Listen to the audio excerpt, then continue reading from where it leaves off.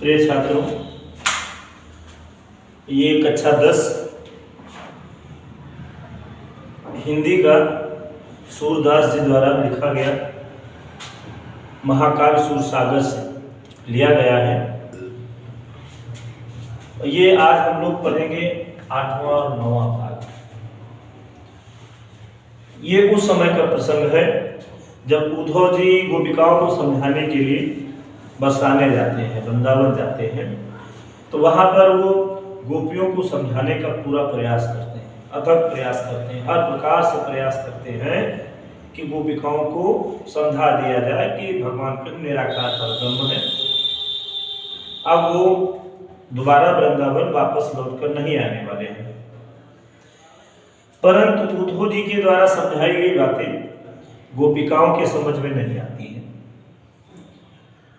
उद्धव जी बहुत प्रयास करते हैं कि गोपिकाएं हमारी बात समझ जाएं। अब भगवान के को केवल दर्शन करके ही प्राप्त किया जा सकता है, ऐसी बात वो मान लें। परंतु गोपिकाओं के समझ में उद्धव जी की कोई बात नहीं आती है।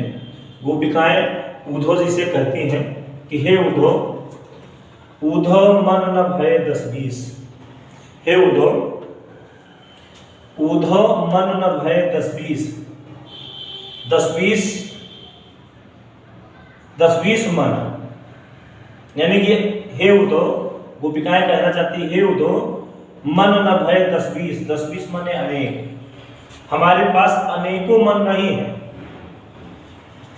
गोपिकाएं उद्धव जी को समझाना चाह रहे हैं कि हे उद्धव जी, आप जैसा सोच रहे हो कि एक मन हमारा है भक्ति में लगा रहे, दूसरा मन अपने काम में लगा रहे, इधर उधर मन भटकता रहे, अन्य देवों को ध्यान करता रहे, तो हे उद्धव आप समझने का प्रयास करिए। मन न भय 10-20, हमारे पास कई मन नहीं है, एक ही मन है। एक हुतो सो गयो श्याम सन। गोपिकाएं उद्धव महाराज को समझाते हुए कह रहे हैं कि हे उद्धव मन न भय 10-20, हमारे पास 10-20 मन नहीं, अर्थात कई मन नहीं है, एक ही मन है। एक हुतो, एक ही तो है, एक हुतो एक ही मन है हमारे पास।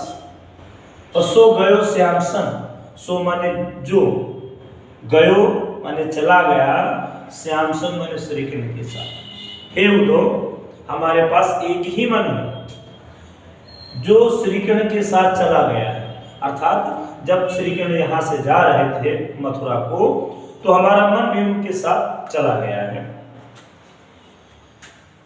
को आराधे ईश, को माने कौन से, और आराधे माने आराधना करें, ईश माने ईश्वर की। अब हम किस ईश्वर की आराधना करें, किस मन से हम ईश्वर की आराधना करें। एक ही मन था जिसको श्री कृष्ण अपने साथ में लेकर चले गए, अब दूसरा मन हमारे पास नहीं है। अब आगे गोपिकाएं उद्धव महाराज से कहती हैं कि हे उद्धव महाराज, इंद्री शिथिल भई केशव बिन। इंद्री माने हमारी इंद्रियां, हमारी इंद्रियां शिथिल भई माने शक्तिहीन हो गई है, ढीली हो गई है। केशव बिन माने केशव माने कृष्ण के, बिन माने बिना। हे उद्धव, हमारी जो इंद्रियां हैं वो श्री कृष्ण के बिना अब शक्तिहीन हो गई है, शिथिल हो गई है, अब ये काम नहीं कर रही है। और हमारी इंद्रियां उस प्रकार की हो गई हैं ज्यों जैसे देही बिन शीश। देही माने शरीर के, बिन माने बिना, शीश माने सिर। कह रहे कि हमारी इंद्रियां अब उसी प्रकार से शक्तिहीन हो गई हैं, बेकार हो गई हैं, व्यर्थ हो गई हैं।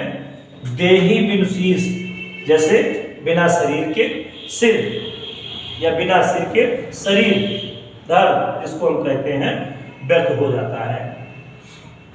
आगे गोपिकाएं उद्धव जी से बात करती हुई कह रहे कि आशा लाग रहा थी, माने आशा लगी हुई है भगवान के आशा आने की, लौट आने की आशा लगी हुई, आशा लाग रहा थी, उनके लौट आने की आस बनी हुई है।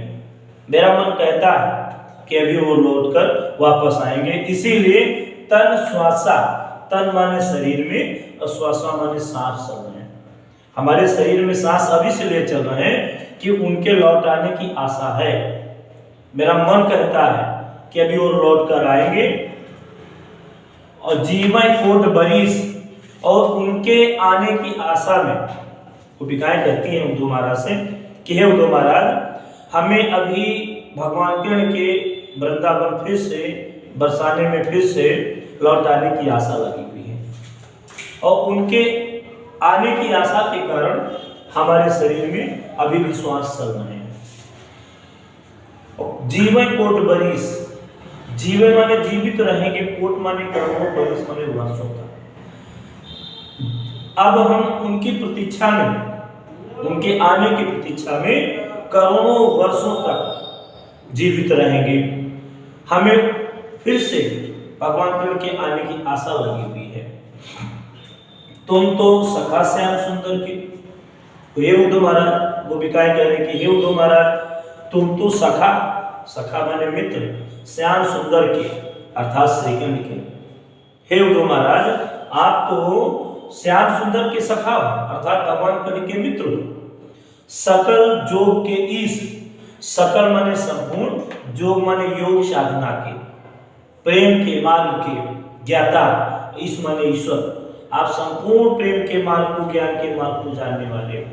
हे उद्धव जी, तुम तो भगवान श्री कृष्ण के मित्र हो, सकल योग के, संपूर्ण योग साधनाओं के आप स्वामी हैं, संपूर्ण योग साधना को, ज्ञान को आप जानते हो। सूर हमारे नंद नंदन में, सूरदास जी कह रहे हैं कि वो गोपिकाएं, सूरदास जी कह रहे हैं कि वो गोपिकाएं उद्धव जी से कह रहे हैं कि हमारे नंद नंदन, नंद यानी कि नंद बाबा के नंदन अर्थात पुत्र, और हमारे माने मेरे, बिनु माने बिना।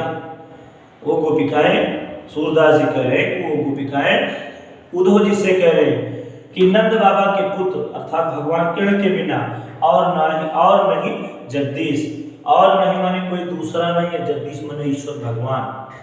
सूरदास जी कह रहे हैं कि गोपिकाएं उद्धव महाराज से कह रहे हैं कि हे उद्धव महाराज, नंद बाबा के पुत्र अर्थात भगवान कृष्ण के बिना हमारे लिए इस संसार में कोई दूसरा ईश्वर नहीं है, कोई दूसरा भगवान नहीं है।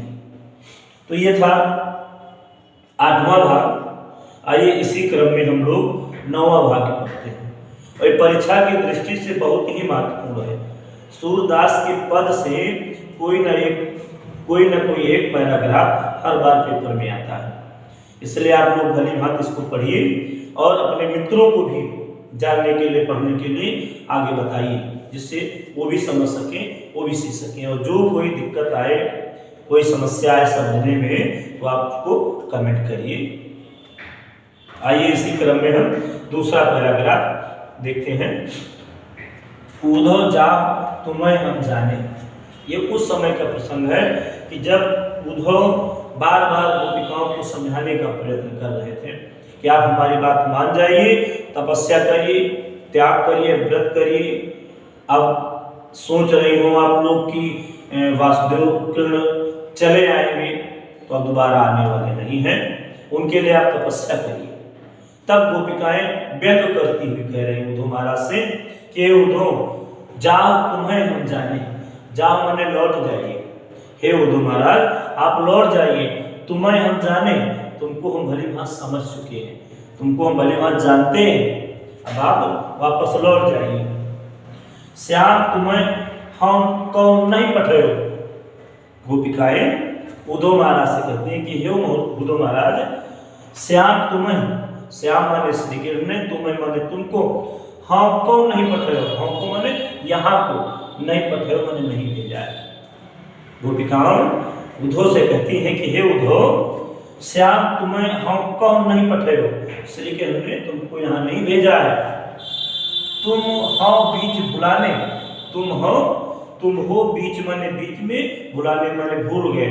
यानी कि जब आप मथुरा से वृंदावन की ओर चले हैं, बरसाने की ओर आए हैं, चल रहे थे, तो आप रास्ता बीच में भटक गए थे, आप रास्ता भूल गए। यहाँ पर आपको श्री कृष्ण ने भेजा है। ब्रज नारी से जो कहा था, गोपिकाएं उद्धव को समझाती हुई कह रही कि हे उद्धव, ब्रज नारी माने वृंदावन की स्त्रियों को जो कहा तो, माने योग साधना करें, योग माने योग साधना। वृंदावन की स्त्रियों से तुम योग साधना करने के लिए कहते हो। बात कहत न लजाने, लजाने माने लज्जित होना। इस प्रकार की बातें करते समय आपको लज्जा नहीं आई? गोपिकाएं उद्धव से कहते हैं कि हे उद्धव, ब्रज नारी सो जो कहते हो, माने वृंदावन की स्त्रियों से आप योग साधना करने के लिए कह रहे हो। बात कहत न लजाने, इस प्रकार की बात करते हुए आपको लज्जा नहीं आई? आप संकोच नहीं किए? बड़े लोग न विवेक तुम्हारे, ऐसे भय अयाने, अयाने माने अज्ञानी बनना, आप ऐसे अज्ञानी प्रतीत होते हो। बड़े लोग का तात्पर्य आप बड़े ज्ञानी हैं, बड़े बुद्धिमान हैं, लेकिन न विवेक तुम्हारे, तुम्हारे पास विवेक नहीं है। गोपिकाएं उद्धव महाराज से कह रहे हैं कि बड़े लोग, तुम बड़े लोग हो, अर्थात बड़े बुद्धिमान हो, ज्ञानी हो, फिर भी तुम्हारे पास विवेक नहीं है। ऐसे भय अयाने, यानी कि अज्ञानी बन रहे हो। अयाने माने अज्ञान, आप अज्ञानी की तरह बात करते हो। हम सो कही लई हम सही है।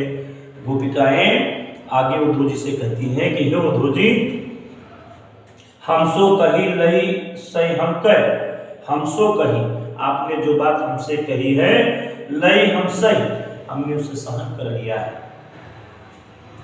गोपिकाएं उद्धव महाराज से कहती कि हे उद्धव महाराज, आपने जो बात हमसे कही है, हमने उस बात को सहन कर लिया है। अब आगे किसी से मत कहिएगा इस तरह की बातें। जे गुण ले सयाने, जे माने मन में, गुण ले माने विचार कर लीजिए, सयाने माने बड़ी चतुराई से।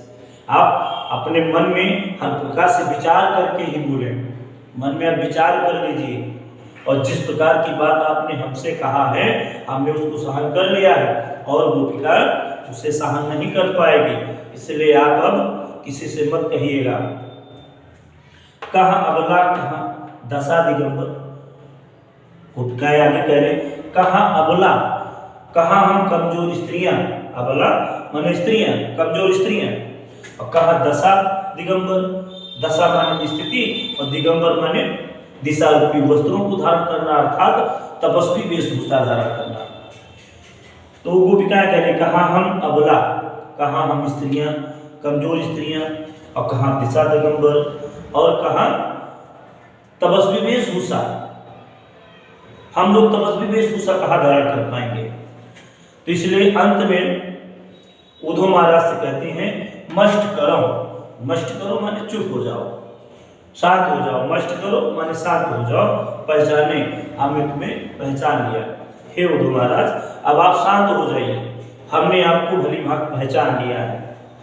साच कहो तुमको अपनी सौ, साच कहो। गोपिकाएं उद्धव महाराज से बड़े विश्वास के साथ पूछ रहे हैं कि हे उद्धव जी, आप सही सही बात हमको बताइए। तुमको अपनी सौ, सौ माने सौगंध, सौ माने सौगंध, कसम। कहते कि हे उद्धव जी, तुम्हें आपको आपकी कसम है, आपको तुमको तुम्हारी कसम है, आपको आपकी कसम है। साच कहो, हमसे सही सही बताइए। बूझत माने पूछ रहे हूँ, बात निदाने, निदाने में अंत में, निदाने माने अंत में, आखिर में। कहे आप गोपिकाएं बड़े चाव के साथ, बड़े ऊर्जा के साथ उद्धव महाराज से पूछ रही हैं, कह रही कि मैं आखिरी बार आपसे पूछ रही हूँ, अंतिम बार आपसे पूछ रही हूँ, तुमको तुम्हारी कसम है, तुमको अपनी सौ, तुमको तुम्हारी कसम है। बूझत बात निदानी, बूझत माने बताओ, निदानी माने अंत में। अंत में ये बताओ, आखिरी में एक बात तुम बताओ कि क्या सूर श्याम जब तुम्हें पठायो, आखिरी बार मैं तुमसे पूछ रही हूँ, हमें बताइए कि श्याम जब तुमको पठायो, सूरदास जी कह रहे हैं, गोपिकाएं कह रही श्री कृष्ण ने जब तुमको यहाँ भेजा था। गोपिकाएं बड़े चाव के साथ कह रहे हैं कि साच कहो, हमें सही सही, बूझत माने बताओ, और निदाने माने अंत में, आप हमें अंत में एक बात सही सही बताओ।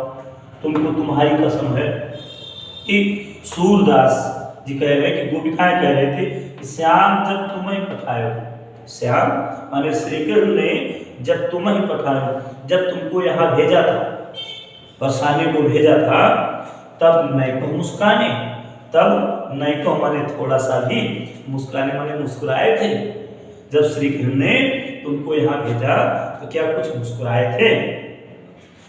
वो कहे इस प्रकार से उद्धव को अपनी बात कहने का अवसर नहीं देती है, उद्धव की बातों को मानने के लिए तैयार नहीं होती, वो केवल अपनी बात उद्धव जी को मनाना चाहती है।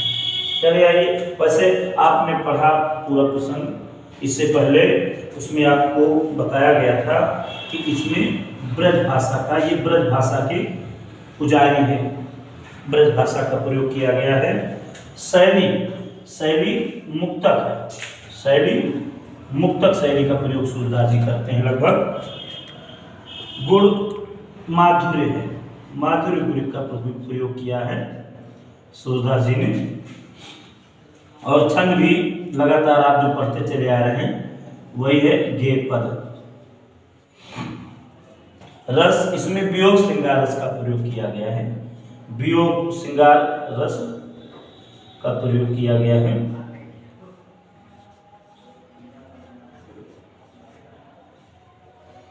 शब्द शब्द इसमें व्यंजना है, शब्द शब्द व्यंजना का प्रयोग किया गया। अलंकार, अलंकार इसमें अनुप्रास है, जैसे बात, कहत, और उसके बाद में बोझत बात।